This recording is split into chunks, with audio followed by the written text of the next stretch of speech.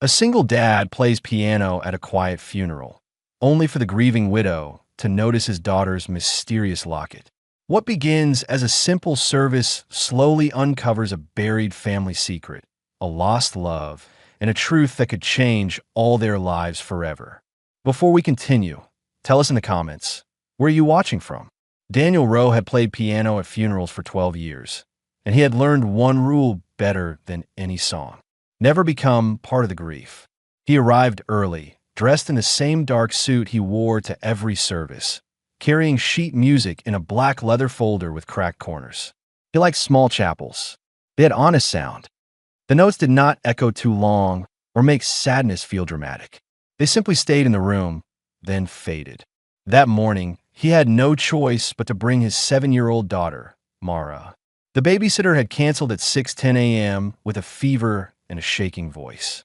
Daniel had stood in his kitchen with a lunchbox in one hand and his phone in the other, watching Mara tie her own shoes the wrong way around. "I can sit quietly," she had promised. She usually could.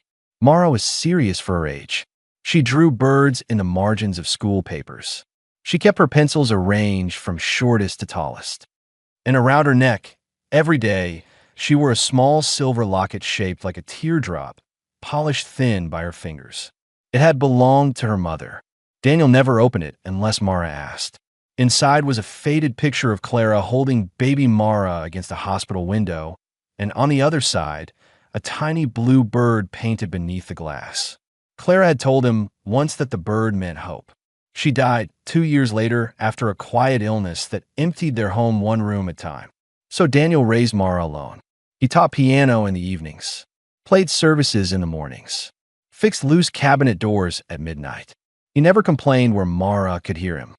The funeral that day was for Lawrence Whitmore, a respected restoration architect from Newport. Daniel knew only what the funeral director had told him. Private family, old money but not loud about it. Widow named Evelyn. No dramatic requests. Just 3 hymns, 1 classical piece, and a final song Lawrence had apparently loved. But when Daniel entered the chapel, he felt something careful in the air. Not just grief. Tension. A tall woman in a charcoal dress stood near the front pew, speaking softly to a man with silver hair and a tight mouth. She was in her early 40s, maybe with calm posture and tired eyes. She did not look fragile. She looked like someone using every bit of strength to remain polite. That was Evelyn Whitmore. Daniel noticed her glance at him, then at Mara, not with irritation, with surprise. The silver-haired man leaned toward her. "You didn't approve a child being here." Evelyn's lips barely moved. "It's all right, Graham. It's not appropriate." Daniel lowered his eyes and guided Mara toward the side bench beside the piano. He had dealt with people like Graham Whitmore before. Grief made some people tender. It made others sharpen themselves. Mara took out her sketchbook. Daniel sat at the piano. The service began. He played softly, letting each note land like a footstep in an empty hallway. Evelyn never cried during the first reading. She held a folded handkerchief but did not use it.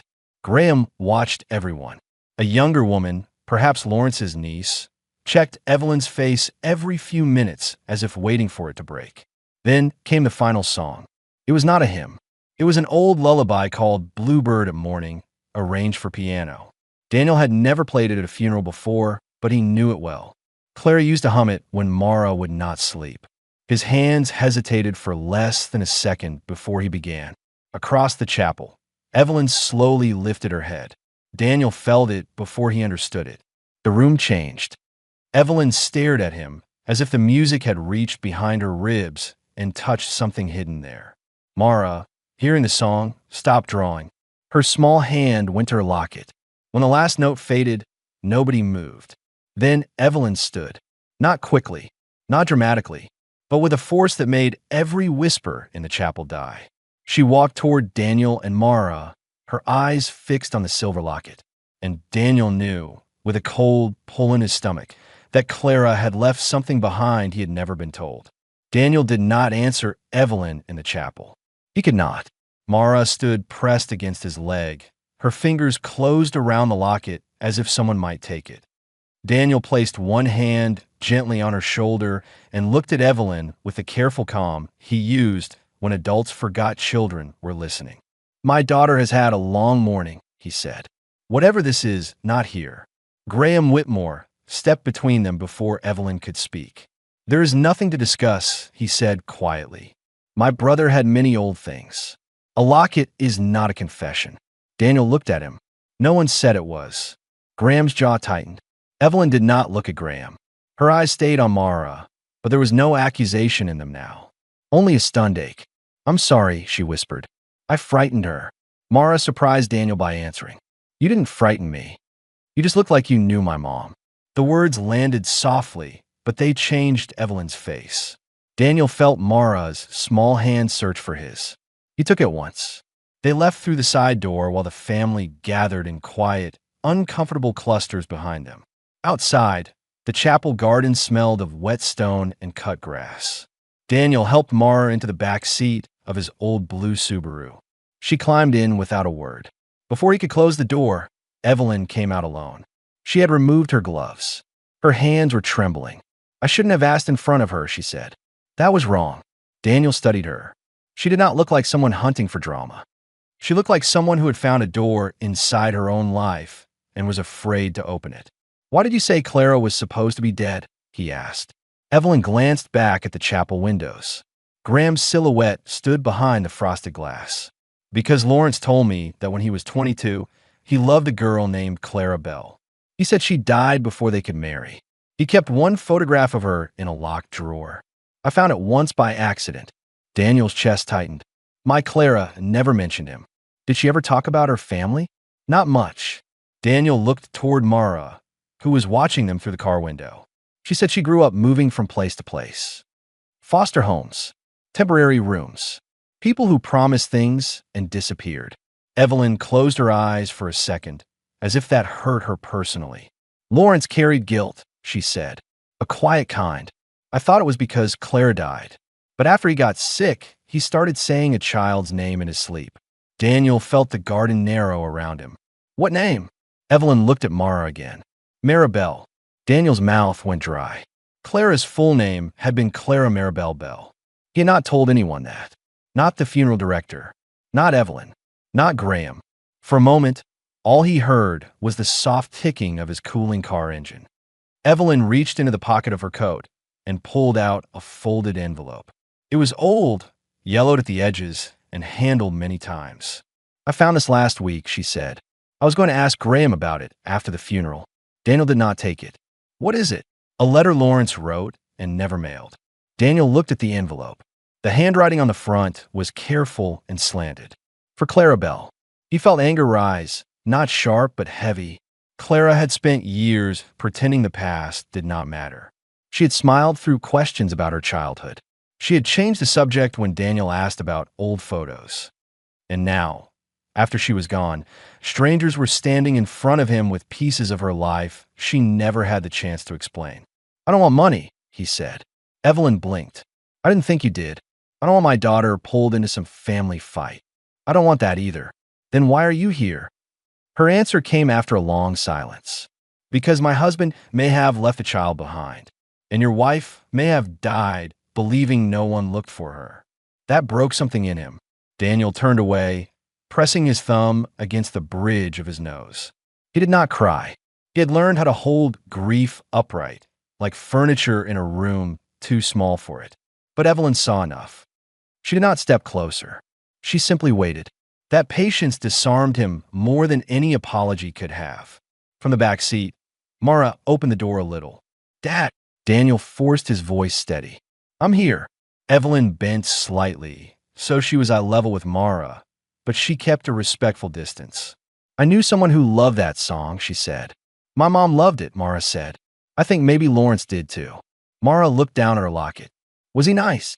Evelyn's mouth trembled into the saddest, almost smile Daniel had ever seen. He tried to be, but trying is not the same as fixing what you broke. That was the first honest thing Daniel had heard all day. Later that afternoon, against every instinct, he followed Evelyn to the Whitmore house. It sat near the water, not grand in a showy way, but old and quiet, with ivy climbing one side and windows that looked out toward a gray Atlantic sky. Mara held Daniel's hand tightly as they entered. Graham was waiting in the front hall. "You brought them here?" he asked Evelyn. "I did. This is reckless." "No," Evelyn said. Reckless was letting a dying man leave questions behind, and pretending silence was dignity. Graham's eyes shifted to Daniel. "You should think carefully before letting your daughter believe stories that may not be true." Daniel stepped forward, calm but firm. "My daughter is not your problem to manage." For the first time, Graham looked uncertain. Evelyn led them upstairs to Lawrence's study. The room smelled of cedar, dust, and old paper. On the desk sat a small wooden box. Her fingers paused on the lid. Daniel noticed then that she was still wearing her wedding ring, but she kept turning it, not like a woman clinging to marriage, more like someone trying to understand what it had been. Inside the box were letters, a faded photograph, and half of a silver locket. Daniel stopped breathing. The half inside the box was shaped like a wing. Mara's locket was the teardrop body. Together, Daniel understood, they would form a bluebird. Evelyn gently unfolded the photograph. A young Clara stood beside Lawrence on a beach, laughing into the wind. Around her neck was the same locket Mara wore now, whole and shining. On the back, in Lawrence's handwriting, were 6 words. "Clara and our little bluebird, someday." Mara whispered, "Dad, why does Mom look so happy?" Daniel could not answer. Then Graham spoke from the doorway, his voice low and strained. "Because that photograph was taken before my brother's family paid her to disappear." The words did not explode in the room. They sank. Daniel turned slowly toward Graham, one hand still resting on Mara's shoulder. Evelyn stood beside the desk with the photograph in her hand, her face pale but controlled. "What did you say?" she asked. Graham looked older than he had in the chapel. The hard lines around his mouth seemed less like authority now and more like fear. "I was 19, he said. Lawrence was young and foolish. Father believed Clara wanted the family name, the house, the security. He said she would ruin him." Evelyn's voice stayed soft. But they paid her?" Graham looked at the floor. "They sent a solicitor. Money. A train ticket. A warning that Lawrence would lose everything if she stayed." Daniel felt Mara's fingers tighten around his sleeve. "She was pregnant?" he asked. Graham closed his eyes. "I didn't know at first, but later you did." Graham did not answer quickly enough. Daniel nodded once, the way a man nods when a truth hurts too much to repeat. Clara raised herself from nothing. She worked double shifts while sick. She apologized for needing help when she could barely stand. And all these years, your family let her believe she was unwanted. Evelyn lowered the photograph to the desk as if it had become too heavy. "Lawrence knew. He found out too late," Graham said. "He searched. Father blocked letters, changed addresses. By the time Lawrence learned Clara had a child, she had vanished again. He never forgave himself." Daniel's anger moved through him slowly, like whether he refused to let touch Mara. "Regret doesn't raise a child," he said. "No, Graham Guisperth. It doesn't." The room went quiet. Mara looked from one adult to another. "Was my mom a child?" Daniel knelt in front of her before anyone else could speak. He held both her hands. "Yes," he said gently. "I think your mom was connected to this family a long time ago. But listen to me. Nothing about who you are changes because of a box or a photograph. You are still Mara Rowe. You are still my daughter." Her eyes filled with tears. She tried to blink away. "Did Grandma Clara know?" Daniel brushed a strand of hair from her cheek. "Your mom knew pain, but she also knew love. She gave that to us." Evelyn turned away then, pressing her hand to her mouth. Not dramatically, quietly, like someone grieving not only a husband, but the life his silence had damaged. When she faced Daniel again, her voice was steady. "I'm going to make this right as far as I can." Graham looked up. "Evelyn." No, she did not raise her voice, but he stopped. "You and Lawrence's father protected the family name. I'm protecting the truth." Daniel stood. "What does that mean?" "It means the letters go to a lawyer. It means Clara's story does not stay hidden in this room. If Lawrence left provisions for her or her child, they will be honored. If he didn't, I will still make sure Mara has what Clara should have been given at the very least answers." I can pay my rent, Daniel said. I believe you. I don't need pity. I know. Evelyn looked at Mara. This isn't pity. It's responsibility. That difference mattered. Over the next few weeks, Daniel expected noise. Arguments. Legal letters. Cold phone calls. Instead, the truth arrived in careful pieces. Lawrence had amended his will in his final months, leaving a private trust for Clara Bell or her living descendants. But the documents had been buried under Graham's control as executor. Evelyn challenged it. Not with threats, with evidence, with the letters, with the photograph, with a quiet determination that made the lawyers listen. Graham stepped down, not ruined, not dragged through town, just removed from a role he had used to keep old sins comfortable. Mara received a college fund and a small share of Lawrence's estate. Daniel accepted only after the attorney made clear it had been Lawrence's legal wish. Even then, he signed the papers with a heavy hand, feeling no victory, only relief. Evelyn began visiting on Saturdays. At first, it was for Mara. She brought old photos, Clara's letters, and one small sketch Lawrence had drawn of a bluebird resting on piano keys. Mara asked questions in careful little bursts. Evelyn answered what she could and admitted what she could not. Daniel respected that. He also noticed things he did not want to notice. How Evelyn always knocked, even when invited. How she listened to Mara without rushing her. How she never spoke badly of Lawrence to make herself look better. How, when Daniel played piano in the evenings, she would stand near the doorway with her coat still on, as if afraid to belong too quickly. One rainy Saturday, Mara fell asleep on the couch after a long afternoon of sorting photographs. Evelyn helped Daniel cover her with a blanket. She smiles like Clara, Evelyn said. Daniel looked at his daughter's sleeping face. I wish Clara had known someone looked for her. Evelyn's eyes softened. Maybe she did in some small way. Maybe that's why she kept the song. Daniel sat at the piano and touched the keys, not playing yet. I hated Lawrence for a while, he admitted. I did too, Evelyn said. He looked at her. She gave a sad, honest smile. For leaving me with love and lies in the same house. Daniel understood that more than he wanted to. He began to play Bluebird at Morning, slower this time. Not as a funeral song, not as a secret, as something unfinished finally being allowed to breathe. Evelyn sat beside him on the bench, leaving a respectful space between them.